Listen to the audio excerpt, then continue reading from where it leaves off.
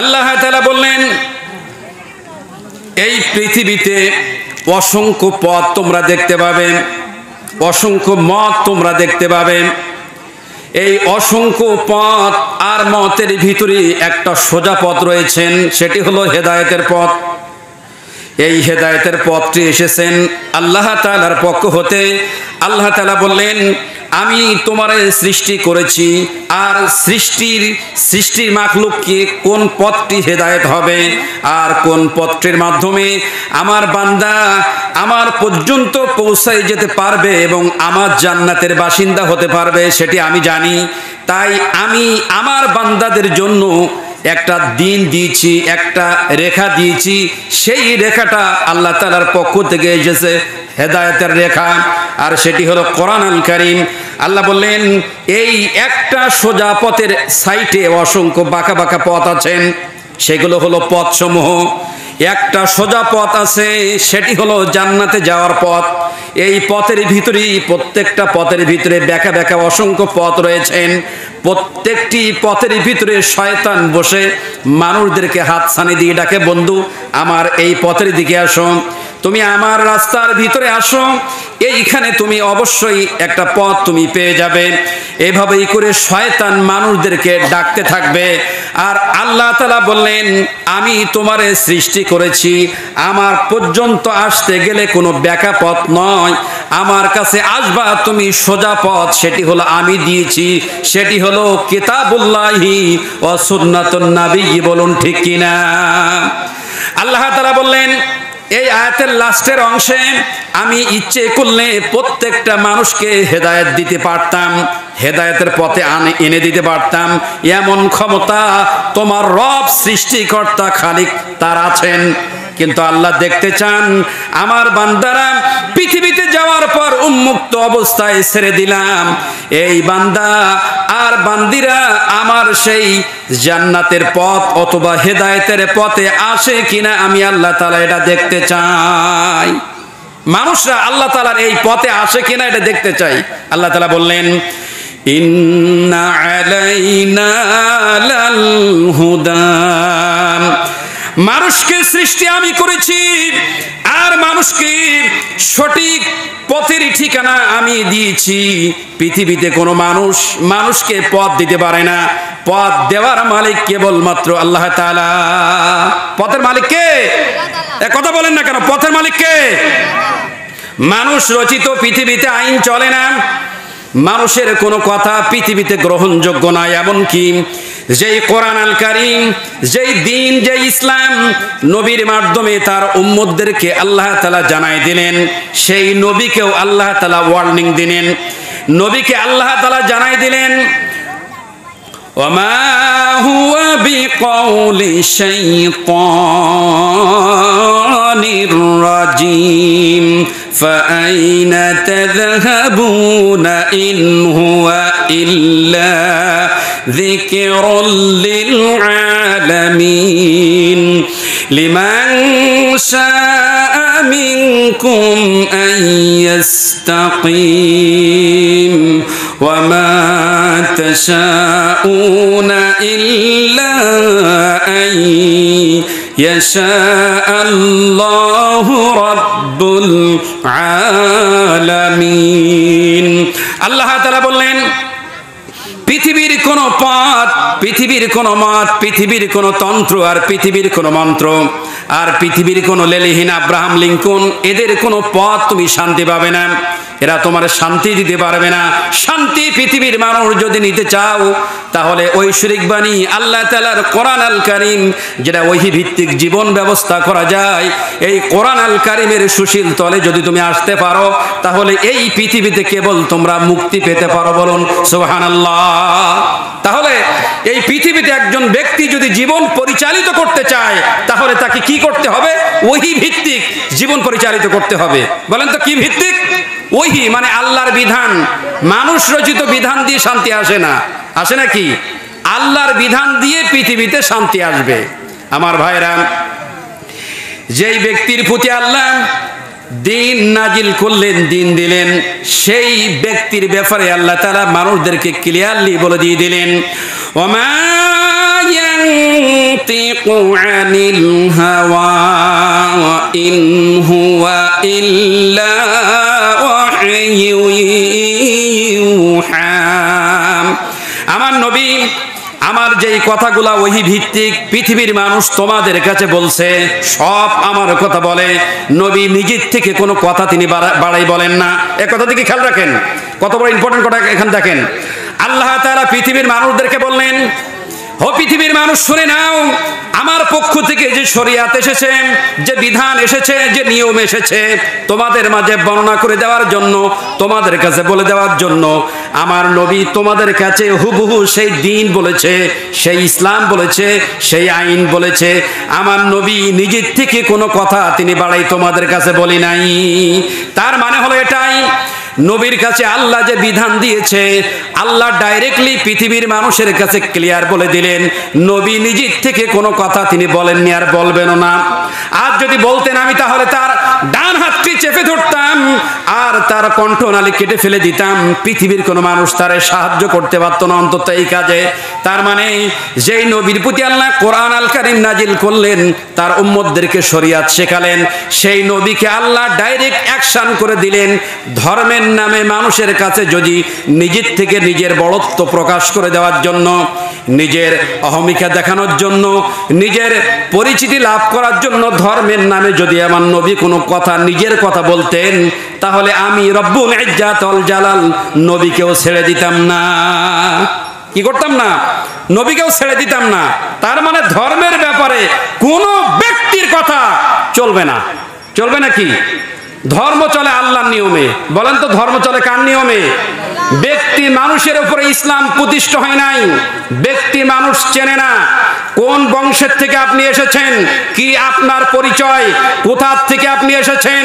এটা ইসলাম, এতটা ইসলাম নরমাল নয়। ইসলাম এসেছে রবের পক্ষ থেকে। আল হাক্কু মির রব্বিক ফালা তাকুনান্না মিনাল মুমতারিন। তোমার রব হলো হক, সত্য। রবের পক্ষ থেকে সত্য এসেছে। পৃথিবীর মানুষ যারা সন্দেহ, যে কথায় সন্দেহ আছে, পৃথিবীর কোন সন্দেহকারীদের অনুসরণ করা যাবে? কথা বলেন, সন্দেহকারীদের অনুসরণ করা যাবে না। ইসলামের ভিতরে কোনো সন্দেহ নেই, আছে নাকি? ইসলাম হাওয়াই লাড্ডু নয়। কিন্তু ইসলাম এমন একটি ধর্ম, পৃথিবীতে সবচেয়ে যে ব্যবসা, ভালো ব্যবসা করা যায় সেটা হলো ধর্মের ব্যবসা। কিসের ব্যবসা বলেন তো? ধর্মের ব্যবসা পৃথিবীতে সবচেয়ে ভালো চলে। কারণ আমি ধর্মের কাছে অত্যন্ত দুর্বল। আমি ধর্মের কাছে এতটা দুর্বল, ধর্মের কোনো কথা কোনো ব্যক্তি যদি বলে তাহলে আমি আর কথা বলতে পারি না, কারণ আমি জানি এটি ধর্ম। কিন্তু ধর্ম দিয়ে কোনো ব্যক্তি যেন অধর্ম না করে।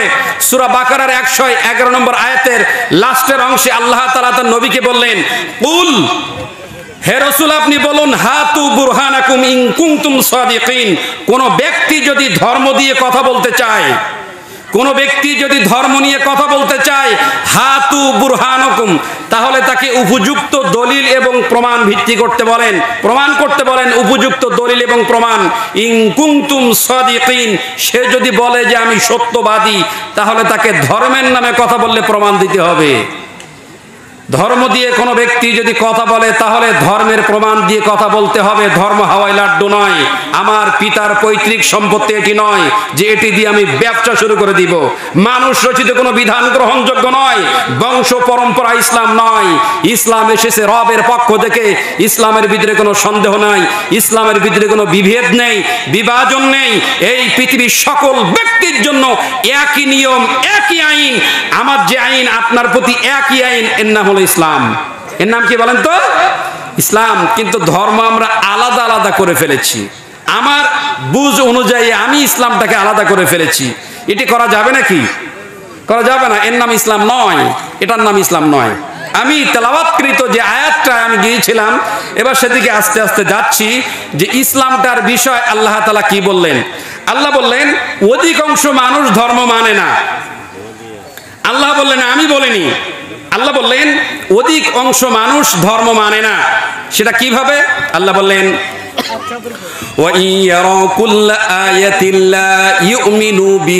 এবার কথা খেয়াল করবেন। সূরা আরাফের ভিতরে আল্লাহ বললেন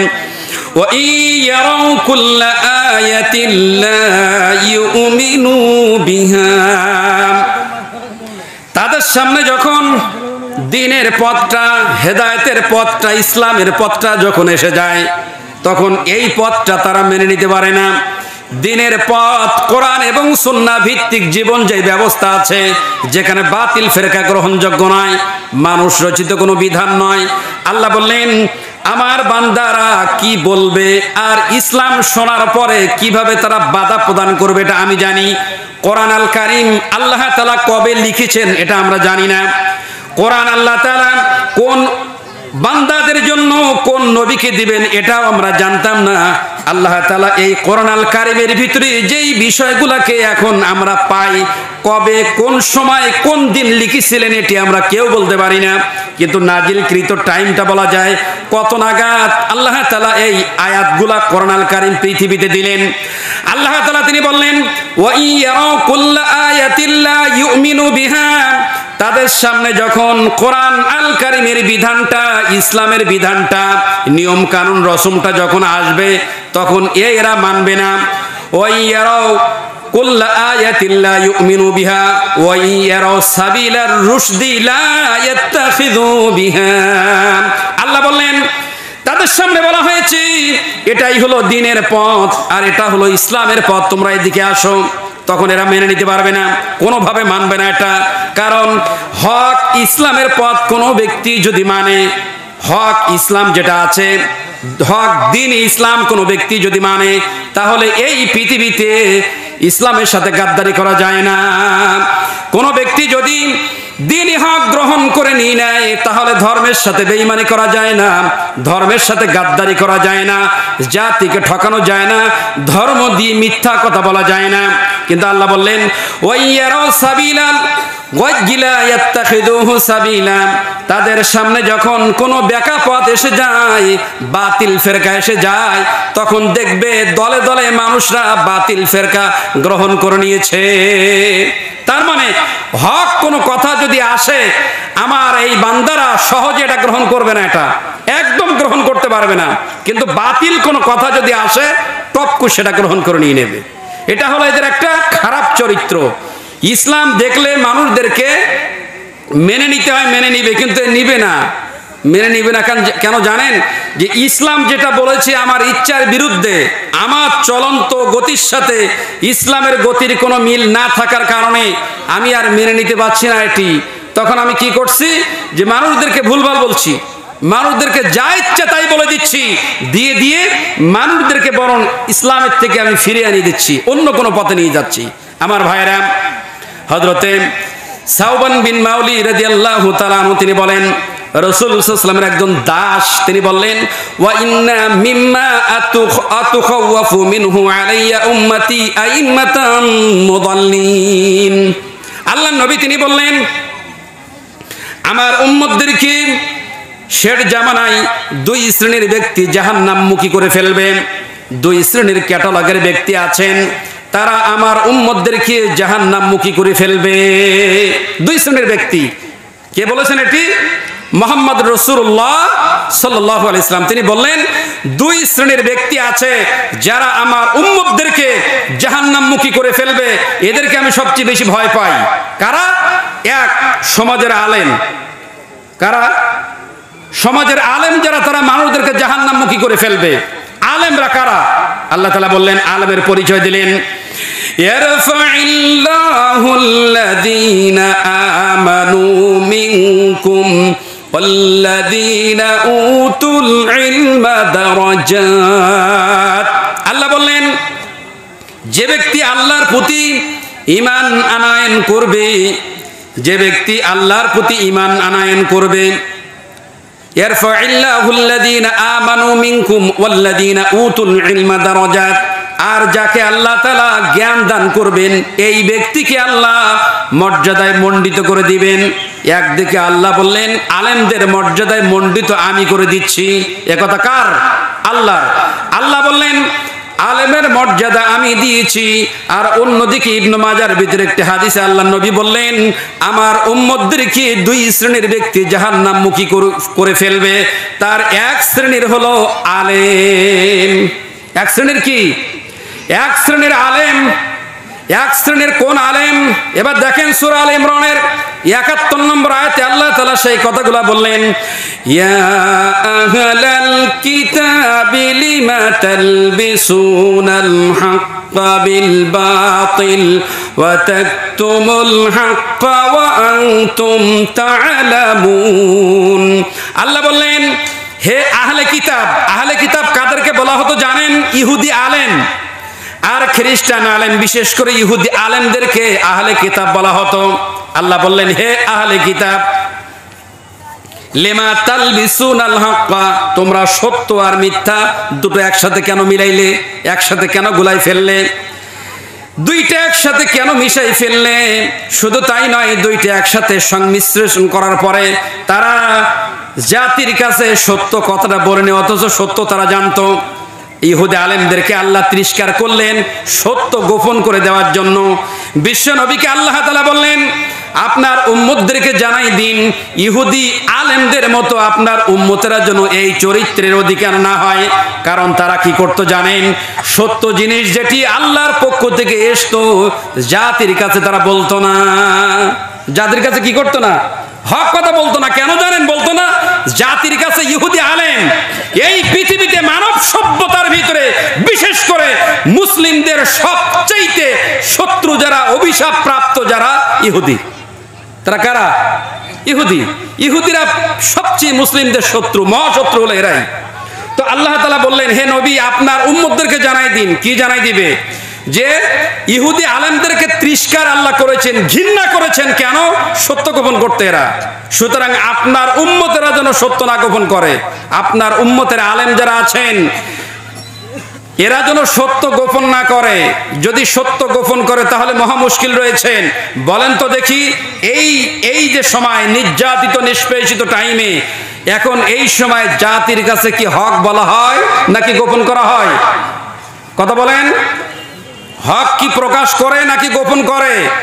আল্লাহ তাআলা বললেন, হক গোপন করা যাবে না। কিন্তু আমরা গোপন করার ওস্তাদ হয়ে গিয়েছি, আমরা হক বলি না। কারণ কি জানেন?